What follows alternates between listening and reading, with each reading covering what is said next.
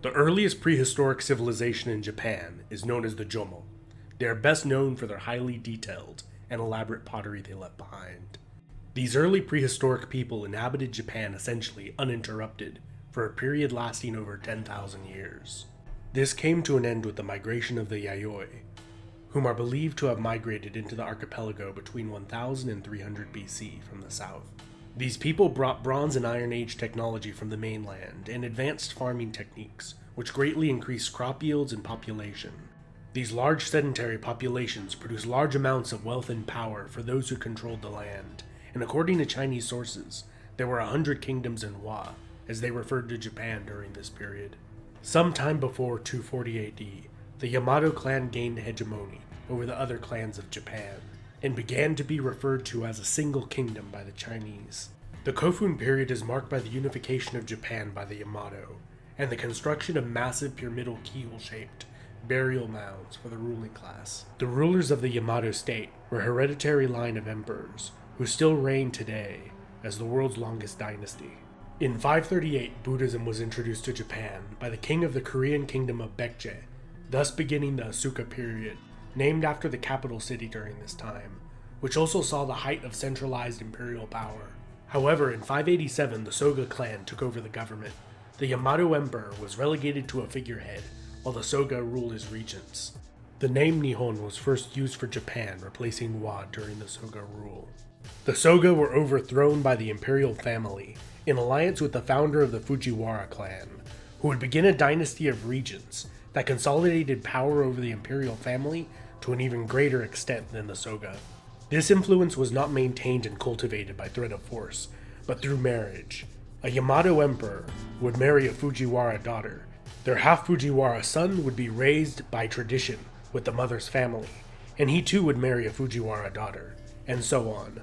While the Fujiwara were consolidating power further, the Nara period is marked by the relocation of the capital to present-day Nara. This period was typified by widespread droughts and famine. The lack of morality was widely blamed for the deprivation. In turn, the Nara period saw a swath of construction of Buddhist temples and an increase in devotion. In 794, the emperor moved the capital to Heian-kyō. It was here that the Fujiwara solidified their rule as regents, and that clan reached its height of power. This period also began with a great plague that killed as much as half the Japanese population. As the population declined, the imperial court became so self-absorbed with internal power struggles that much of the rural nobility gained autonomy and, importantly, tax-exempt status, and began employing their own armies of samurai warriors to defend from and take advantage of their neighbors. Fujiwara power declined as the influence of the imperial court waned. As the Heian period drew to a close, two other powerful clans, descended from branches of the imperial family, began their ascendancy and rivalry, the Minamoto and the Taira. This eventually led to all-out war. In fact, a series of wars.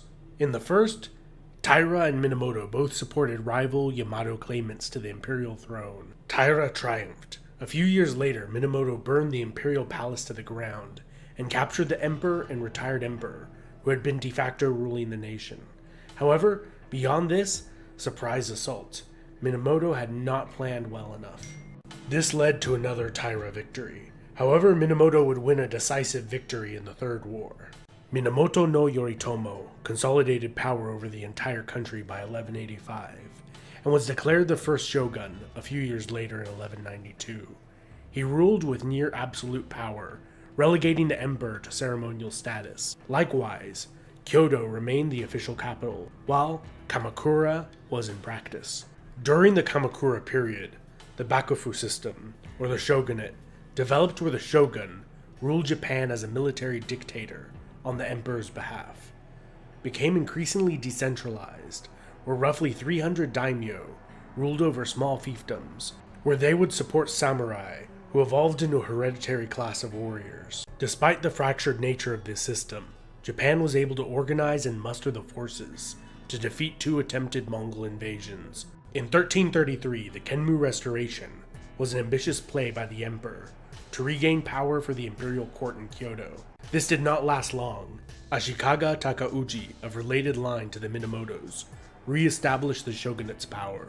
The Ashikaga shogunate gradually slipped into chaos, where the daimyo ruled over numerous fractured independent kingdoms, battling to ensure their favored contender would be shogun. Oda Nobunaga, daimyo of a small province, used firearms obtained through European merchants to great effect, promoting men in his army based on ability instead of birth, and earning a reputation for ruthlessness. Nobunaga united most of Japan, before being ambushed and committing ritual suicide. Nobunaga's general, Toyotomi Hideyoshi, completed the unification of Japan. He passed laws freeing the majority of slaves in Japan, and then embarked upon a massive invasion of the Korean peninsula. After several years of fighting to a stalemate, Hideyoshi died, and the invasion was abandoned as civil strife reignited in Japan. The decisive Battle of Sakigahara would leave former ally of Hideyoshi, Tokugawa Ieyasu, victorious, re-establishing the shogunate under his clan's leadership for over the next 250 years. The Edo period was marked with relative peace and prosperity. In the first 100 years of Tokugawa rule, the population doubled to 30 million. Literacy increased to over 30%, perhaps the highest in the world at the time. This golden age eventually devolved into stagnation and economic decline. Isolationist policies were increasingly adopted, and the samurai class, with no wars to fight, became a burden on the state's economy. In 1853, an American naval fleet under Commodore Perry forced Japan to open up trade to the rest of the world, and after a brief period of internal strife, Japan rapidly modernized. With the Tokugawa shogunate abolished, power officially was restored to the emperor, but in fact rested with a group of former samurai known as the Meiji oligarchs. In the Russo-Japanese War, the world was shocked to see a European superpower defeated by an Asian country that was shut off from the world just a few decades before. Japan continued to pursue an extremely aggressive expansionist policy after that war, through the First World War, and after joining the Axis powers during the Second World War, were defeated and brought under US military rule, after which the modern parliamentary constitutional monarchy of Japan was established. Still hungry for more Japanese history after this? I would recommend you go check out Linfamy, one of my favorite YouTube channels, with fantastic art, and he really dives into the details of Japanese history in an entertaining way. Don't forget to like and subscribe if you haven't already, and big thanks to my patrons who, starting at just $1 a month, help keep this channel going.